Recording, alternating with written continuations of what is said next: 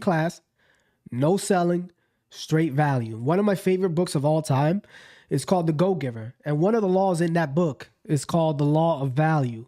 Your true net worth is determined by how much more you give in value than you take in payment. Let me say that one more time. Your true net worth is determined by how much more you give in value than you take in payment. And another law, the law of compensation, your income is determined by how many people you serve and how well you serve them. So make sure you're asking questions in the chat if live. I know a lot of people probably won't show up live.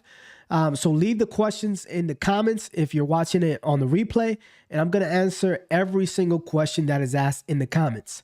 Make sure you share this live out, whether you're watching it live or you're watching on the replay. Make sure you share this live out to at least 5 people so they get the game. They get the game as well.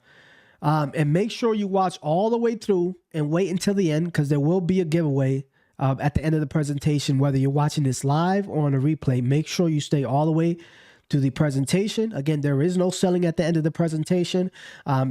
Just make sure you stay all the way through so you can follow the directions for that giveaway. All right.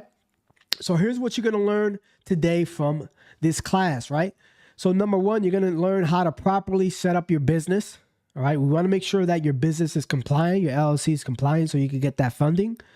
Then I'm going to show you the exact data points that most people don't talk about and most people don't know. We're going to talk about 0% interest stacking that a lot of people don't talk about on YouTube.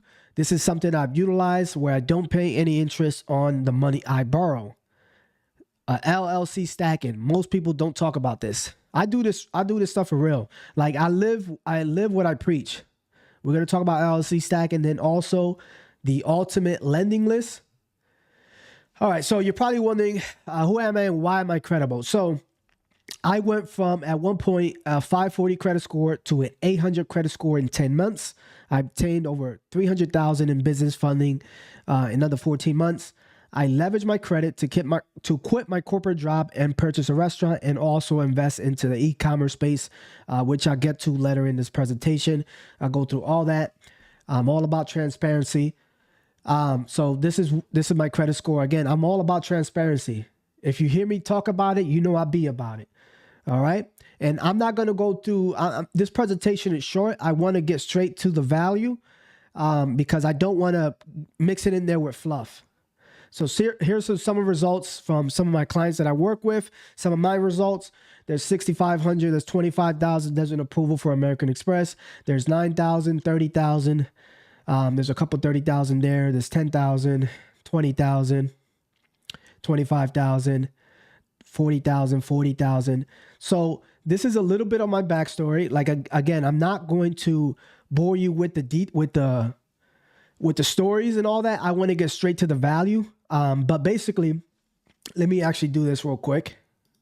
So just a little bit about my backstory. So after I graduated high school, right, it was either go to college or go straight into the workforce. And I just chose the workforce because college just wasn't for me.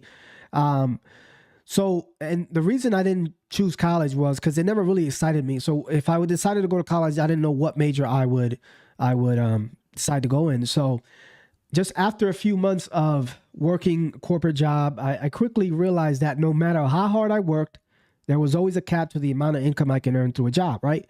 There's always a cap. There are only so many hours in a day to work. So this is actually me working corporate America. And then also I would do, if you see the boxes behind that picture, I would actually work Amazon Flex. I like money.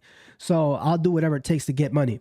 So what happened was I needed to find a way to invest into a business or some real estate to generate a lot more income.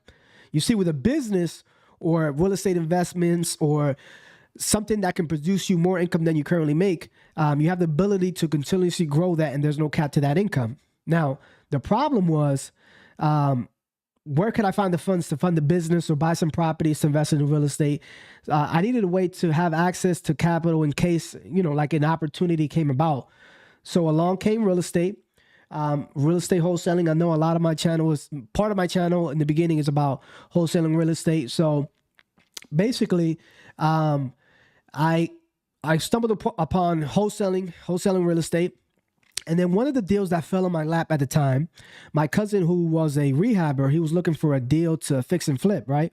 And I was able to lock up that deal, and I was basically paid a finder's fee, an assignment fee, right? So you get a contract with a potential seller that below market, and then you can assign that contract to a buyer for for an assignment fee or just an upcharge for finding that deal for that buyer. So this is the HUD of where I made $5,000, which was great, right? But then what I found out later was he went on to make $50,000 on that deal. I was happy for him, but then I started to think, damn, if I had that money to buy that deal and have the money to fix that property, I would have been the one that made $50,000. So that day, that's me and my beautiful wife and his fiance. That's my cousin.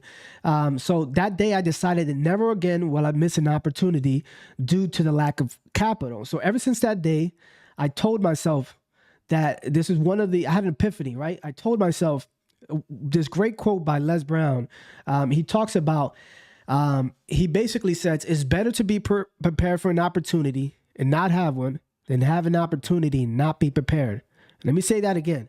It's better to be prepared for an opportunity and not have one than have an opportunity and not be prepared. All right. So what I did was I started to do some research, do courses, YouTube, podcasts on how to obtain business funding, business credit. I paid thousands of dollars to learn exactly what I'm going to teach you today. All right. I paid thousands of dollars, and I'm going to condense it. I'm going to get rid of all the fluff, and I'm going to go straight to what matters and what's important in order for you to get that business credit and that business funding. All right. And after all that was over, the result I got, like I said in the beginning, was over $300,000 in business funding. Again, see here's some more results. 15,000. There's 20,000, 10,000, 10,000, 10,000. 25,000, 13,000, 10,000, 9,000, 40,000. Now, this is me. So what I like to do is I like to leverage credit and create cash flow. Let me say that again. I like to leverage credit for cash flow. So that can be anything you want, right? It can be a brick and mortar business. It can be an online business. It can be a personal brand. It can be e-commerce, which I'm really getting into. So this is me. I purchased a restaurant a couple years ago. If you see that picture on the right, that's me when we had like an order of 50 pizzas. That's me and my family in the middle. So you want to leverage your credit to get cash flow, okay? You don't want to leverage your credit to buy designer, to buy liabilities. You want to leverage your credit for cash flow. When I bought this business, the next day I was cash flowing, okay? So I leveraged my credit to buy cash flow and create cash flow. I purchased a duplex with my business credit, business funding. I was able to buy a duplex, which has generated me rental income. In fact, knock on wood, that property is currently under contract, and I'm going to talk about it in another video, but I'm going to make a substantial amount of money since the market shifted, and I wanted to take advantage of the property values going up. This is also my e-commerce. I do a lot of e-commerce. So now what I want you to do really quick is just close your eyes and imagine what it would feel like to get access to business funding. Really quick, just a few seconds. Think about what you can do when you can get access to that type of money. 50,000, 60,000, 100, 250, whatever that amount is. Think about what that would do for you. Now, if you had the things you just realized, would it make a difference in your life? Let me know in the chat. Let me know in the comments. If you had the things you just realized, would it make a difference in your life? Would 10,000, would 30,000, would 50,000 make a difference in your life for you to invest in your dreams, that startup you wanted to start, to get invested in the real estate, whatever that thing is? Make sure that you, give me 1 second. All right. So if you guys are ready to get started to straight for the content, let me know in the chat. Let me know in the chat if you guys are ready. All right. All right. So in the credit world, there's a thing called stated income. Basically what that means, it's a reasonable projection of income for your business. So when you apply for a credit card, personal or business, there's a little tab that says, annual business revenue. Give me 1 second. Give me 1 second, guys. Hold on a sec. I want to make sure that. Give me 1 second. Want to make sure you guys can see me on YouTube.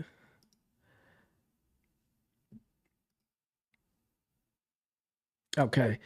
All right. So in the business world, or in a business application for a credit card or a line of credit, there is a tab that says annual business revenue, right? Now, basically what that is, they want a reasonable amount of projection or income for your business, right? That doesn't mean you don't want to over exaggerate, you don't want to undersell, but you don't want to oversell. You want to, if you're, especially if you're a startup, if you're a business already generating income, you want to just put what your income is, right? But if you're a startup business, if you have a new LLC and you're not generating any income, you want to put a reasonable amount of money that you think your business is going to generate in the next 12 months. All right. So that's what in the credit world, we call that stated income. So you want to put the amount, a reasonable amount that you think your business is going to generate in revenue for the next 12-month period. All right. So here are the steps before applying for business credit. Now, these are basic steps. Most of these steps you should already know. If you don't, I'll go through them.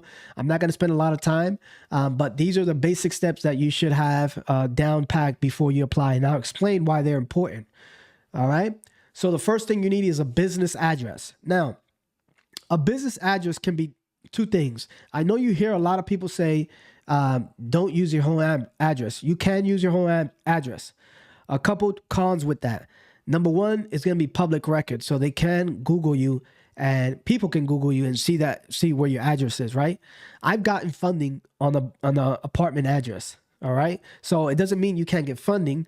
It just means that your address is now public record.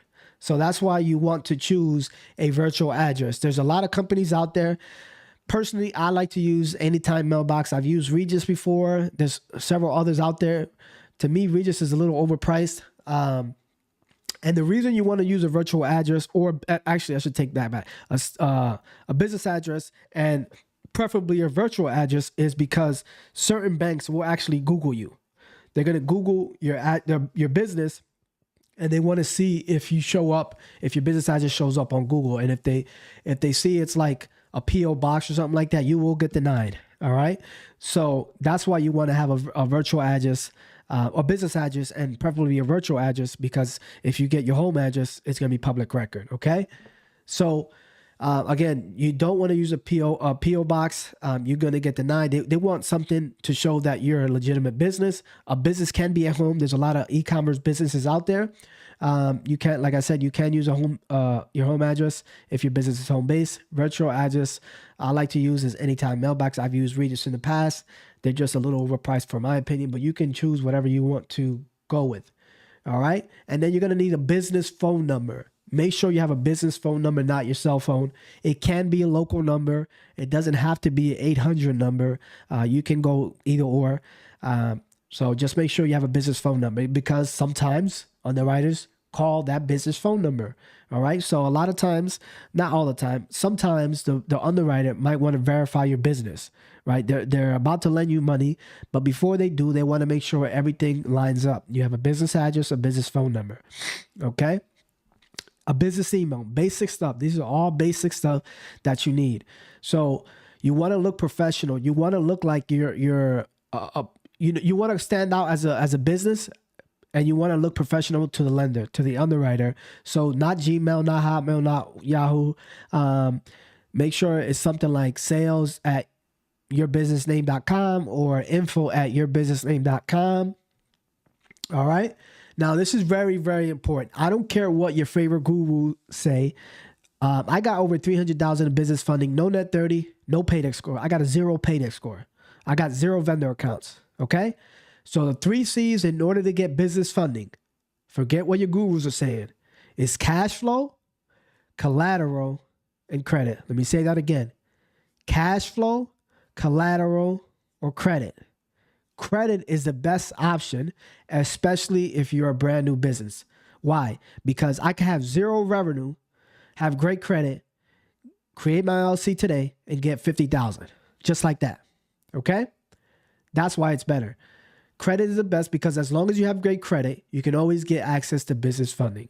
Again, cash flow, collateral, and credit. Okay?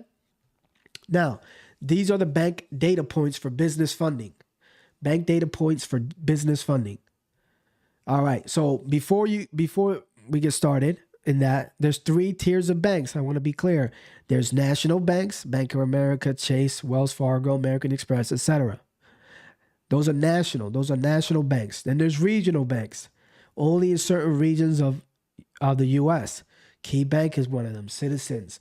There's certain banks that are only in certain regions. Like you might have a bank that covers your certain regions on the West Coast that may not be available for me on the East Coast.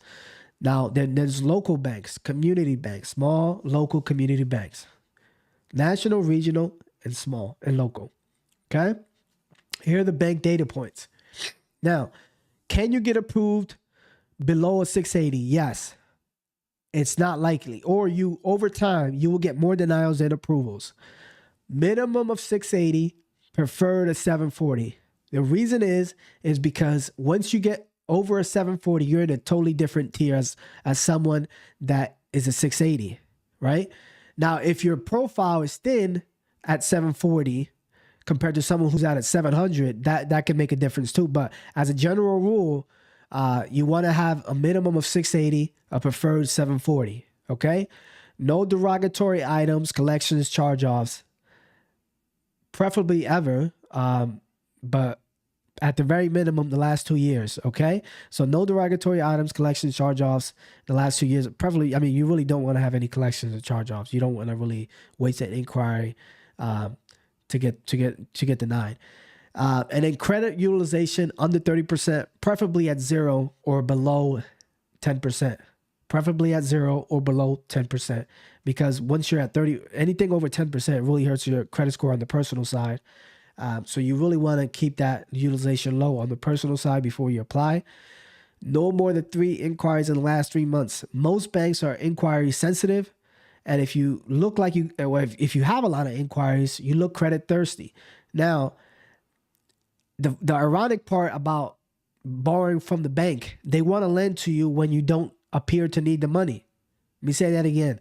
They want to lend to people who don't appear to need the money. They don't like to lend to people who seem like they need the money. If they see all these inquiries, what does that mean? You're applying for credit. Why? Why do you need so much credit? I remember I spoke to an underwriter. I was denied and I had all these inquiries. And the first thing they asked me, why do you need this credit card? Why do you need this? Because they saw all these inquiries and I appeared like I needed the money. They like to lend to people who don't need the money. Does that make sense? And that's for each bureau, okay? Can you get approved more than 3 inquiries in the last 3 months? Absolutely. I've done it. But over time, you're going to get more denials and you're more likely to get approved if you have these things in place, okay? More data points. No more than 3 new open credit cards in the last 6 months. Again, it's the same thing. You're opening all these new accounts. To the bank, it looks like you're seeking credit. Maybe you defaulted. Maybe you're in a tough bind that you need all this new credit, all this new money. Okay? So does that mean you can't get approved? You won't get approved? No, it just means that you have higher likely approval odds if you don't have this in place. All right? 2 to 3 credit cards preferred with major banks. Bank of America, I don't know why I put box there. American Express, Chase, etc. Major banks. No vendor accounts, no Best Buy, no Macy's. Those are crap. Those don't really hold weight. And even some credit unions that give you high limits, 20, 25,000, they don't hold the same weight as a Bank of America because those are national banks. They don't hold the same weight as something as a big bank compared to a small bank. Okay? 5 primary accounts, preferred 10 with mix of credit. Have some loans in there, mortgages or car loans. You just look like you're a responsible person. Does that mean you can get approved with 2 primary accounts, but you get higher approval odds and higher limits if you have a seasoned account with primary accounts, not authorized user accounts, AUs, but primary your own accounts. Credit card limits, minimum of 2,500, preferred 5,000, really preferred 10,000 and above. Because they have to have comparable credit. They like to. Why would they lend you? Why would they give you a $40,000 business credit card when your highest card on your personal side is only $3,000? Does that make sense? Does that mean you can't get it? You can't get a $40,000 car with a 20? No, I'm just saying it's more likely you get a higher limit and higher approval odds if you on the personal side already have a $10,000 or $15,000 personal credit card. Does that make sense? And when applying for major bank credit cards, make sure all your business credit cards are below 40%. This is a lot of thing. This is something that a lot of people don't know. Again, it doesn't mean you won't get approved. It's just you'll get more denials over time than approvals, because they do report some of these banks, Chase, American Express, they sometimes the utilization gets reports to Dun and Bradstreet as far as the utilization, so they can see that sometimes, and they don't like all your business credit cards to be maxed out. I've gotten approval with my business credit cards maxed out, but I was told that helps your chances if all your business credit cards are not over 40% as far as the utilization on the business side. Now, the utilization on the business side doesn't report on the personal. Your personal side is going to be great if you're maxing out the business. All right, this is to maximize funding. I'm going to explain why this is important. If you want to get the maximum funding, I've gotten obviously 300,000, and this is through trial and error, asking to speak with underwriters. That's how I know this information.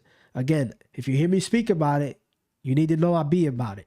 So banks have their own internal rating system, and this is basically on a 3-month average. So if you have a low rating, 1,000. It's between 1,000 and 3,999. A mid rating is 4,000 to 6,099. A high rating, etc., etc. And this is why it can benefit you if you want to maximize the funding. One time I applied for a business credit card. In fact, it was Citizens Bank. I got approved for 6,000, right? And the underwriter told me I would have been approved for a $25,000 credit card had I didn't deposit any money into the bank account. I opened a business checking account. I put like $100. I wasn't depositing money into the account because I had so many bank accounts at the time. And she said, had I put deposits into that bank account several weeks and couple months, I would have got easily approved for a $25,000 credit card. Now that's a $19,000 difference, right? And the difference was they didn't see enough deposits. I still got approved for a credit card, but I could have got a larger amount had I been depositing into that account. And she also said I could have been approved for other products if they saw more deposits. It doesn't mean you can't get approved. It just means you can get way higher limits if you build that relationship with that bank. Okay? So here's the structure for business funding. You need an LLC, EIN, a business phone address, a business email, and a business phone. You want to avoid high-risk industries such as real estate, credit repair, anything that's considered high risk in the bank's eyes, right? So one of the best industries from my experience has been consulting, e-commerce, and marketing. Consulting, e-commerce, and marketing. Because those are low-risk industries. E-commerce is booming. Consulting, there's really no overhead, in the same thing with marketing. Okay? LLC stacking. All right? Not a lot of people talk about this because they don't. So what you want to do is, so once you have your LLC established, business address, EIN, et cetera, and you set it up properly, and you get funded, as an example, $50,000, you can rinse and repeat on a new LLC. Use those funds you get funded with your LLC to purchase a new LLC. So let's say I created an LLC, 123 Main Street. I set it up properly. I go to John Doe Bank. I got approved for $40,000. I already know I got approved because I already got approved, right? All I got to do is take the $40,000, buy another LLC, go to the same bank. Because you already know the data points. You got approved. So each LLC, as an example, can get funded, as an example, $40,000, whatever the case is. So you want to stack your LLCs. I have like 7 LLCs. And the best thing, one of the best things and underrated things you can do is age your LLCs. Basically like a shelf corp. If you have an LLC, you don't have to get it funded. You can just have it there, and then in 2 years, 3 years, you can get more funding because it's age. It appears that you have an old business. It's not a brand new business, and to the banks, it's considered less risk. Anything after 2 years, you get more funding. If your business is over 2 years, you get more funding because in the eyes of the bank, it's an age corp. It's less risky because it's not a new business. It's, in their eyes, it's been in business over 2 years. So you want to stack your LLCs and let them age. All right. So the ultimate lender list. What you want to do is, so what I do is, not a lot of people talk about this. I interview the banks. And I ask them certain questions, and then I put it in the Excel sheet. Things to keep on that Excel sheet. What are the requirements for each product? What bureau are they pulling from? What score did I have when I got approved? What score did I have when I got denied? When you get that letter of denial, why was I denied? Or call the underwriter, call the bank, ask them why were you denied. Then you can rinse and repeat with your other LLCs. Again, it's the same thing with LLC stacking, because if a bank approves you and you have all the data, okay, they pull Equifax. I had a 730. I got approved for 20,000. You could just fund your new LLC and go to that same bank. Does that make sense, guys? Guys, let me know in the chat whether you're watching this live or on replay. If you guys are getting some value, let me know in the chat whether it's live or replay. If you guys are getting some value with this, I paid thousands of dollars to get this information, and I'm giving it to you guys for free. All right, so local bank secrets. So most people don't know local banks are portfolio lenders. What does that mean? They make their own rules on how they lend money, right? They're not. So if you notice, when you go to a Chase, when you apply for a Chase business credit card, you either get approved or denied within 60 seconds. It's an automated approval because in their algorithm, if you fit these criteria, you either get approved or denied, right? But with a local bank, most local small business banks, they have in-house underwritings, and most of the time it's not an automated system making the approvals. So that sometimes they'll have to review the application. That's why I said it's good to have the business address and the business, all those other things in place, because sometimes when they review your application, they'll do a quick search. Let me look at Toby's LLC. Let me just Google his LLC, see what comes out. And I've had this happen. That's what I mean. I know this from experience. I've had this happen. One lender pulled it up right in front of me. They said, "Oh, you do consulting. Oh, there's your business phone number. There's your business address." It was a virtual address that appeared. I had my what was I? I was consulting, and I had